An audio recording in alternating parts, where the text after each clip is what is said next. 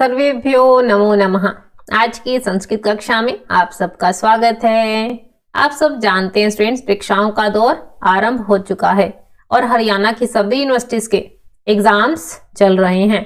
आप हरियाणा की किसी भी यूनिवर्सिटी के स्टूडेंट्स हैं तो आप सभी यूनिवर्सिटीज के संस्कृत का सिलेबस बिल्कुल सेम है, पर फिर भी आप एक बार अपने सिलेबस को जरूर चेक करें। सिलेबस से रिलेटेड भी सभी इंपॉर्टेंट लिंक्स आपको डिस्क्रिप्शन बॉक्स में दिए गए हैं, तो आप डिस्क्रिप्शन बॉक्स जरूर चेक करें।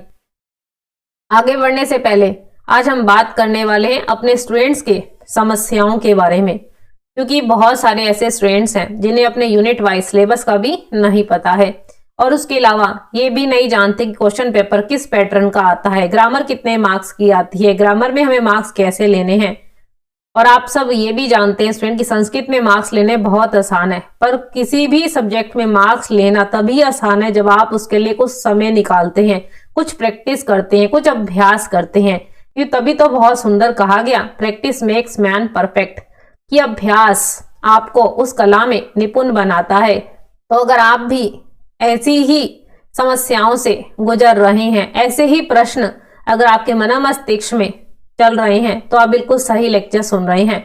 हमने आपके लिए बहुत से प्रीवियस ईयर के क्वेश्चन पेपर्स का फुल सोल्यूशन दिया है और उसके लिंक्स आपको डिस्क्रिप्शन बॉक्स में मिल जाएंगे। ग्रामर की प्रैक्टिस बहुत अच्छे से कीजिए, क्योंकि यही बेसिक ग्रामर है जो आपके first year, second year, final year का बेस बनेगी। इसलिए शब्द रूप, धातु रूप, संधि, समास, जितने भी ग्रामर से संबंधित टॉपिक हैं आपके, उन सबको आपने बहुत ध्यान से और बहुत अभ्यास से तैयार करना है। आगे बढ़ने से पहले हम स्टूडेंट्स आपको बताना चाहेंगे कि हमने अपनी संस्कृत की ऐप लॉन्च की है जिसका नाम है संस्कृत बाय लवलीन ग्रोवर, जिसे आप बहुत आसानी से प्ले स्टोर से सर्च करके डाउनलोड कर सकते हो और हमारे साथ लाइव क्लासेस में जुड़ सकते हो। और इन लाइव क्लासेस में आपकी सभी डाउट्स, आपकी सभी क्वेरीज को सॉल्व किया जाएगा। उसके अलावा समय समय पर ऑनलाइन टेस्ट भी कंडक्ट किए जाएंगे और सबसे स्पेशल आप सबके लिए प्रीवियस ईयर के क्वेश्चन पेपर्स का फुल सोल्यूशन दिया जाएगा, क्योंकि आप जानते हैं स्टूडेंट्स, प्रीवियस ईयर के क्वेश्चन पेपर बार बार रिपीट होते रहते हैं और इन क्वेश्चन पेपर की अगर आप प्रैक्टिस कर लेते हैं तो आपको क्वेश्चन पेपर अटेम्प्ट करने का तरीका भी पता चल जाता है और साथ ही साथ ये भी पता चलता है कि किस तरीके से हमें मार्क्स वाइज क्वेश्चन को अटेम्प्ट करना है। आप हमें सभी सोशल मीडिया के प्लेटफॉर्म पर, टेलीग्राम, इंस्टाग्राम, फेसबुक, यूट्यूब, इन सभी पर संस्कृत बाय लवलीन ग्रोवर के नाम से सर्च करके फॉलो कर सकते हैं और सब्सक्राइब भी कर सकते हैं। कर सकते ही नहीं बल्कि कर लीजिए, और इन सब के लिंक्स आपको डिस्क्रिप्शन बॉक्स में मिल जाएंगे। तो चलिए अपने विषय की तरफ बढ़ते हैं। आज हम बात करने वाले हैं BA first year first semester Sanskrit compulsory के सबसे लेटेस्ट क्वेश्चन पेपर के बारे में। और ये क्वेश्चन पेपर अभी हमें लास्ट फरवरी 2022 के पेपर में पूछा गया था। आगे बढ़ने से पहले हम आपको बताना चाहेंगे कि आपके सिलेबस में गद्य और पद्य पाठों को जोड़ा गया है और उसके अतिरिक्त व्याकरण भी जोड़ी गई है, जिसमें शब्द रूप, धातु रूप, संधि और कंठस्थ श्लोक से संबंधित काम पूछा गया है। इन सभी चैप्टर्स के सोल्यूशन और ग्रामर के सभी सोल्यूशंस के लिंक आपको डिस्क्रिप्शन बॉक्स में मिल जाएंगे, तो इसलिए आप डिस्क्रिप्शन बॉक्स जरूर चेक करें। आगे बढ़ने से पहले अगर आपने अभी तक चैनल को सब्सक्राइब नहीं किया है तो चैनल को सब्सक्राइब कर लीजिए और साथ में लगे बेल आइकन को प्रेस करके ऑल को सिलेक्ट कर लीजिए, ताकि आने वाले सभी अपडेट्स, सभी नोटिफिकेशन सबसे पहले आपको मिले।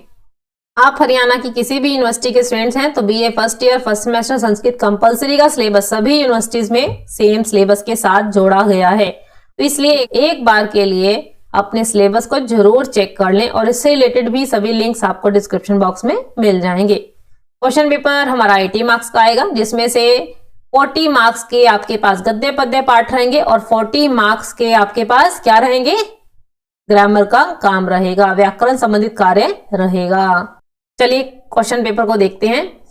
सबसे पहला प्रश्न हमारा वेरी शॉर्ट क्वेश्चंस का होता है और आप जानते हैं स्टूडेंट्स हमारे पास कितने यूनिट है, 4 यूनिट हैं और हर एक यूनिट में से 2-2 प्रश्न वेरी शॉर्ट क्वेश्चन में जोड़े गए हैं, तो यानी 8 प्रश्न पूछे जाएंगे और हर एक प्रश्न आपके पास 2 नंबर का है, यानी ये कार्य आपके पास 16 मार्क्स का है।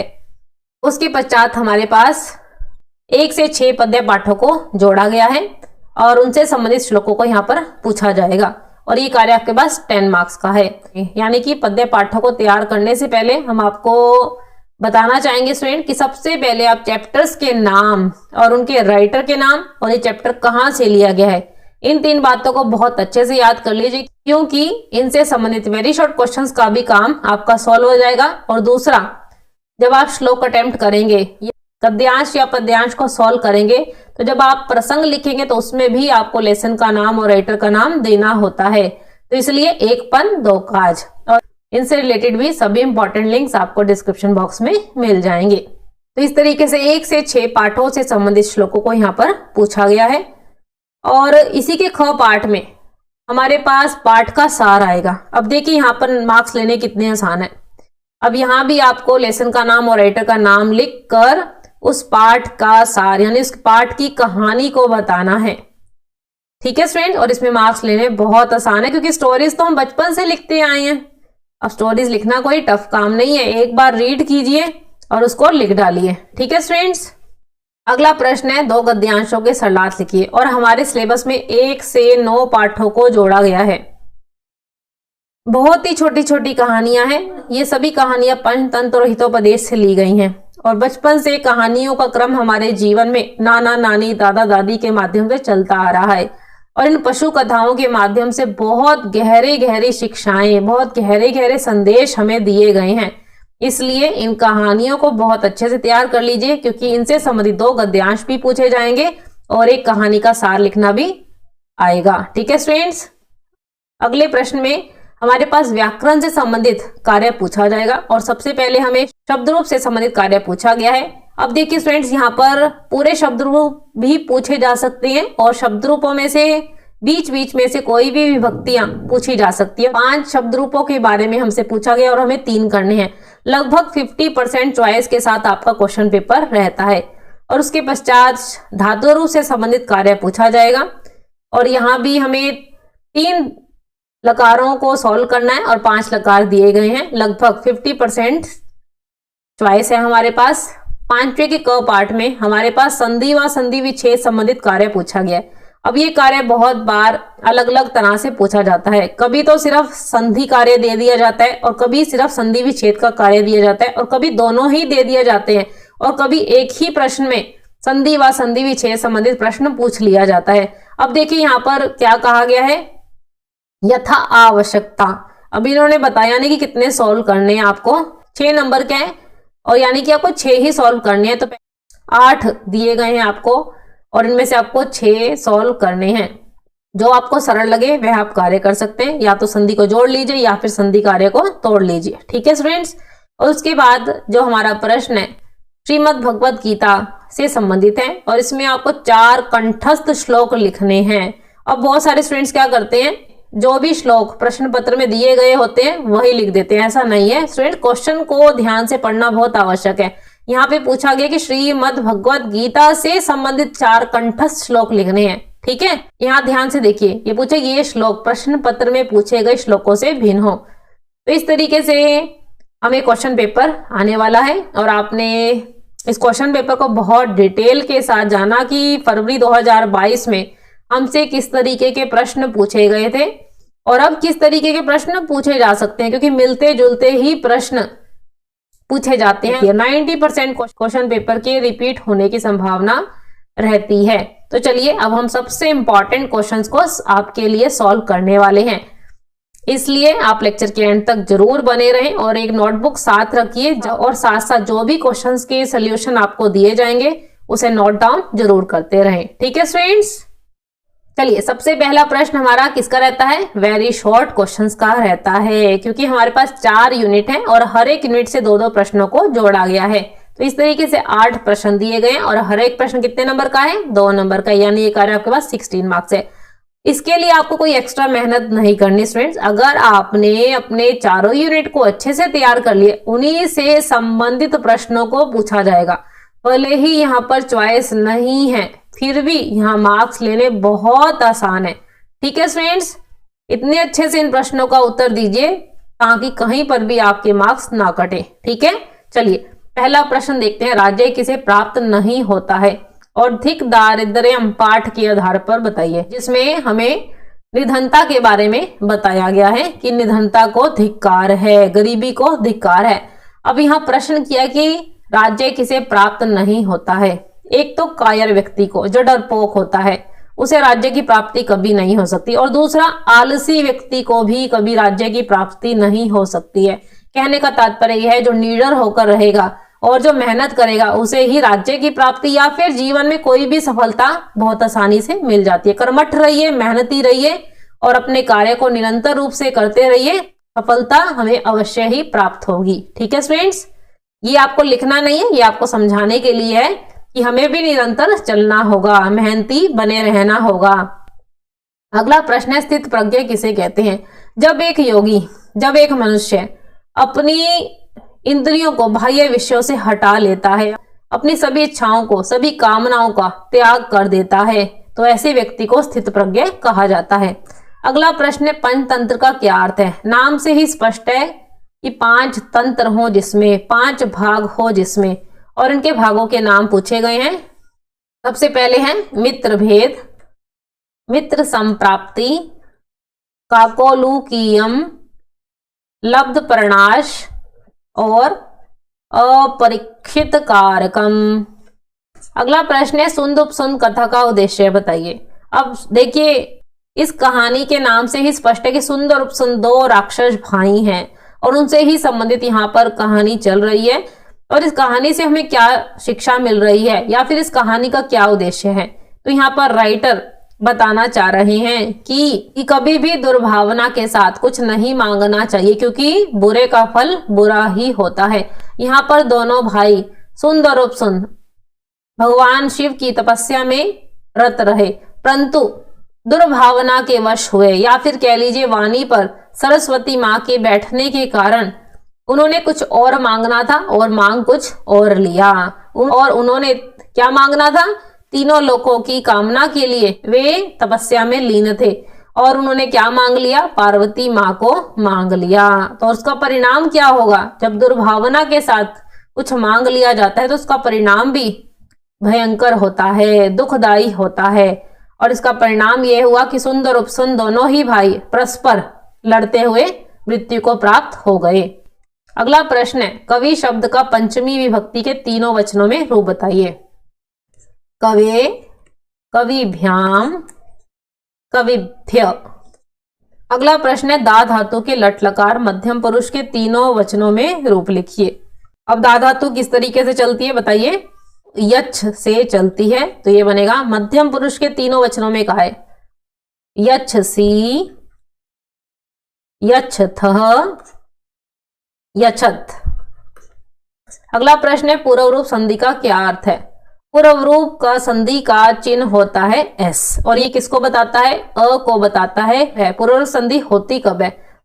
जब किसी शब्द के अंत में ए या ओ के पश्चात अ आ जाता है, तो अ के स्थान पे अवग्रह का चिन्ह यानी ये एस का साइन कर दिया जाता है, तो वहां पे पूर्व रूप संधि होती है। और उदाहरण देकर स्पष्ट कीजिए, जैसे हरे प्लस अत्र।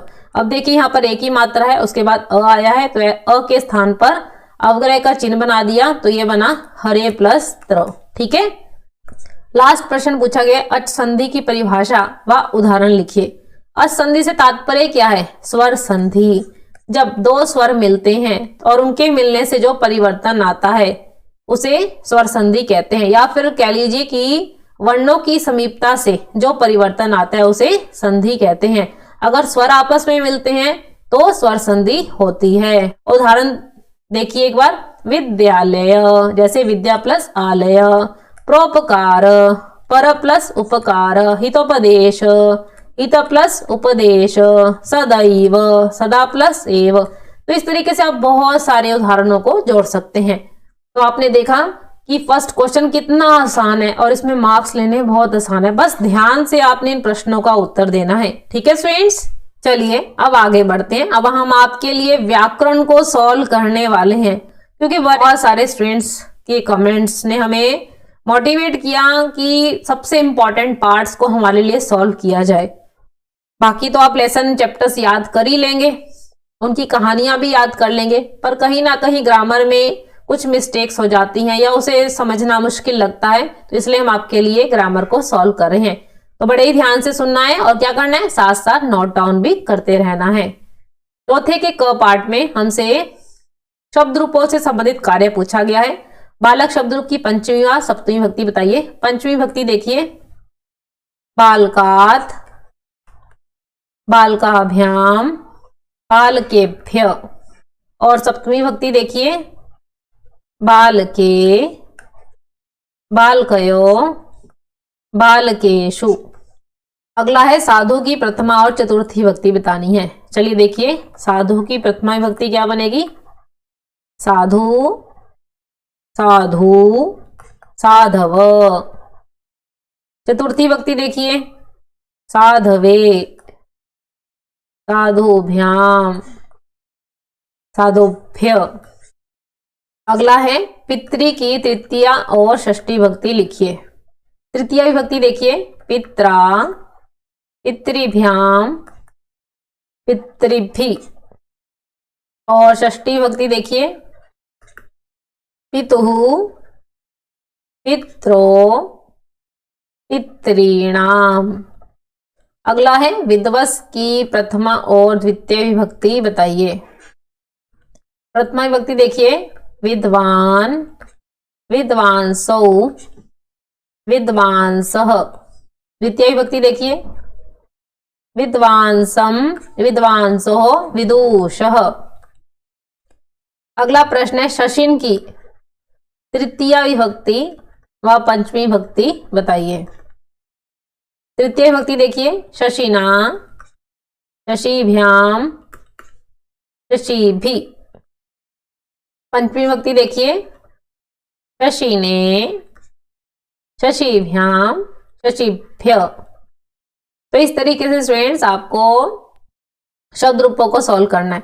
और ग्रामर के लिए इतना कहना चाहेंगे स्टूडेंट्स कि अगर आपको ग्रामर चॉइस के अलावा भी आती है ना, तो आप सभी कर कर आएंगे। क्योंकि क्या होता है स्टूडेंट्स, कई बार हलंत विसर्ग की मिस्टेक हो जाती है, तो अगर आप एक्स्ट्रा करके आते हैं तो मार्क्स आपके कटेंगे नहीं, ठीक है। तो इसलिए ग्रामर आपको अगर एक्स्ट्रा आती है तो आप जरूर करके आएंगे, ठीक है स्टूडेंट्स। अगला प्रश्न जो कि धातु रूपों से संबंधित है, और यहाँ भी आपको 3 लकारों को सॉल्व करना है और 5 लकार दिए गए, जो सरल लगे वे आप कर सकते हैं। हम आपके लिए सभी धातु रूपों के लकारों को यहाँ सॉल्व करने वाले हैं, तो बड़े ध्यान से समझिए। सबसे पहले है लब धातु का लट लकार। अब लब धातु क्या है, आत्मनेपदी धातु है, इसलिए इसका चलने का पैटर्न भी अलग होगा। क्या बनेगा, लभते, लभेते, लभन्ते। लभ से, लभेथे, लब्धवे, लभे, लभावहे, लभामहे। अगला देखते हैं स्था धातु का लोट लकार। कैसे चलेगा, साथ बताइए स्टूडेंट्स।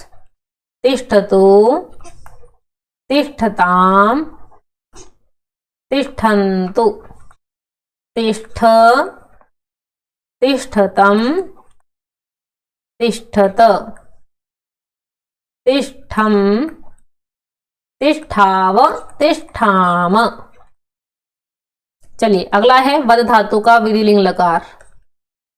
कैसे चलेगा, वदेत, वदेताम, वदेयु, वदेहे, वदेतम, वदेत, वदेयम, वदेव, वदेम। अगला है भू धातु का लंग लकार। कैसे चलेगा, अभवत, अभवताम, अभवन, अभवः, अभवतम, अभवत, अभवम, अभवाव, अभवाम। अगला दा धातु का लरिट लकार पूछा गया है। कैसे चलेगा, दास्यति, दास्यतः, दास्यन्ति, दास्यसि, दास्यथ, दास्यथ, दास्यामि, दास्यावः और दास्यामः। तो इस तरीके से स्टूडेंट्स आपको धातु रूप से संबंधित कार्य करना है। चलिए अगला प्रश्न देखते हैं जो कि संधि कार्य से संबंधित है। यहाँ पर आपको बहुत तरीकों से प्रश्न पूछ लिया जाता है। कई बार सिर्फ संधि कार्य दे दिया जाता है, कई बार संधि और संधि विच्छेद दोनों इकट्ठे दे दिए जाते हैं और कई बार दोनों ही कार्य अलग अलग पूछ लिए जाते हैं। इसलिए क्वेश्चन को बहुत ध्यान से पढ़ना है। ठीक है स्टूडेंट्स, यहाँ लिखे यथा आवश्यकता संधि और संधि विच्छेद कीजिए। अगर आप पिछले क्वेश्चन पेपर से उठाएंगे ना तो कई बार ऐसा लिखा होता है किन्हीं चार में संधि कार्य या फिर किन्हीं चार में संधि विच्छेद कार्य कीजिए। प्रश्न को बड़े ध्यान से पढ़िए और उसके अनुसार ही आंसर दीजिए। ठीक है, अब इन्होंने कहा यथा आवश्यकता यानी जितनी आवश्यकता है, और ये कार्य आपसे 6 नंबर का पूछा गया है। तो जो आपको सरल लगे पहले वो कीजिए और बाकी भी जरूर करके आइए। ठीक है, क्योंकि ग्रामर आपको पूरी की पूरी सॉल्व करनी है। ठीक है, श्रीश, यहाँ पे दीर्घ संधि है, श्री प्लस ईश। नवोढ़ा, नव प्लस ऊढ़ा, अ प्लस उ बनता है कौन सी संधि है? गुण संधि है। साधवत्र, साधु प्लस अत्र कौन सी संधि है? अयादि संधि है। नयनम, ने प्लस अनम अयादि संधि है। नदी प्लस अत्र, नद्यत्र यम संधि है। साधो प्लस ए, साधवे अयादि संधि है। प्र प्लस एजते, प्रेजते पर रूप संधि है। और तव प्लस अपि दीर्घ संधि है, तवापि। यहाँ पर आपसे संधि के नाम नहीं पूछे गए, आपको सिर्फ समझाने के लिए हमने संधि के नाम भी बताए हैं। ठीक है स्टूडेंट्स, अगला प्रश्न है श्रीमद् भगवत गीता से कंठस्थ 4 श्लोकों का शुद्ध लेखन कीजिए। ये श्लोक प्रश्न पत्र में पूछे गए श्लोकों से भिन्न हो। अब आपको श्रीमद् भगवत गीता के जिसमें 18 अध्याय और कितने श्लोक है? 700 श्लोक है। कोई 4 श्लोक जो आपको मुंह जुबानी याद है, जो आपको कंठस्थ याद है, वो आपने लिखने हैं और एक सही करने पर आपको 2 नंबर मिलेंगे और यानी ये कार्य आपके पास 8 मार्क्स का है। तो इस तरीके से स्टूडेंट्स आपसे क्वेश्चन पेपर पूछा जाएगा।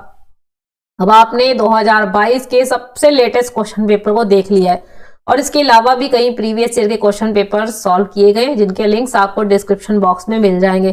तो इस तरीके से हमें क्वेश्चन पेपर का पैटर्न पता चल जाएगा और उसके अलावा इंपॉर्टेंट क्वेश्चंस पता चल जाएंगे और इसके अलावा इन सबके सोल्यूशन भी, राइट सोल्यूशन भी पता चल जाएंगे। क्योंकि स्टूडेंट्स क्या करते हैं, क्वेश्चन पेपर तो कई बार मिल जाता है, अब उसको यहाँ ढूंढते हैं वहां ढूंढते हैं या कुछ अपने ही दिमाग से सही लगा लेते हैं। तो इसमें क्या होता है, कुछ गलत भी हो जाता है, कुछ सही भी हो जाता है। ठीक है, तो यहाँ पर सभी क्वेश्चन पेपर्स का फुल सोल्यूशन आपको दिया गया है, तो आप डिस्क्रिप्शन बॉक्स जरूर चेक करें। अगर आप इन क्वेश्चन पेपर्स का फुल सोल्यूशन चाहते हैं, इसके लिए आपको क्या करना होगा, आपको प्ले स्टोर पे जाना होगा और संस्कृत बाय लवलीन ग्रोवर के नाम से आपको सर्च करके डाउनलोड करके हमारे साथ लाइव क्लासेस में जुड़ जाना है। ठीक है स्टूडेंट्स, आज की कक्षा में हमने BA first year first semester Sanskrit compulsory के सबसे लेटेस्ट क्वेश्चन पेपर को बहुत डिटेल के साथ जाना। इससे रिलेटेड आपका कोई भी डाउट हो, कोई भी क्वेरी हो तो आप कमेंट बॉक्स में पूछ सकते हैं। आपको लेक्चर कैसा लगा यह भी आप कमेंट बॉक्स में जरूर बताएं। अब आपकी कोई सजेशन हो तो वह भी आप हमें कमेंट बॉक्स में बता सकते हैं। आशा रख सकते हैं कि आपने इस लेक्चर को बहुत डिटेल के साथ सुना होगा और साथ साथ नोट डाउन भी किया होगा। इन सब के लिए आप सबका हृदय की गहराइयों से बहुत बहुत धन्यवाद। आप हमें सभी सोशल मीडिया के प्लेटफॉर्म पर संस्कृत बाय लवलीन ग्रोवर के नाम से सर्च करके फॉलो कर सकते हैं और सब्सक्राइब भी कर सकते हैं।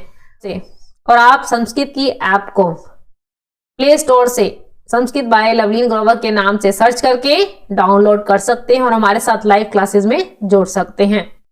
आपके फुल सिलेबस को सॉल्व किया गया है और इनसे रिलेटेड सभी इंपॉर्टेंट लिंक्स आपको डिस्क्रिप्शन बॉक्स में दिए गए हैं, तो आप डिस्क्रिप्शन बॉक्स जरूर चेक करें। और अगर आपने अभी तक YouTube चैनल को सब्सक्राइब नहीं किया है तो इस चैनल को सब्सक्राइब करके साथ में लगे बेल आइकन को प्रेस करके ऑल को सिलेक्ट कर लीजिए ताकि आने वाले सभी नोटिफिकेशन, सभी अपडेट सबसे पहले आपको मिले। तो ऐसी नई अपडेट्स और नई टॉपिक के साथ हम मिलते रहेंगे। नमो नमः, नमः संस्कृताय। All the best friends.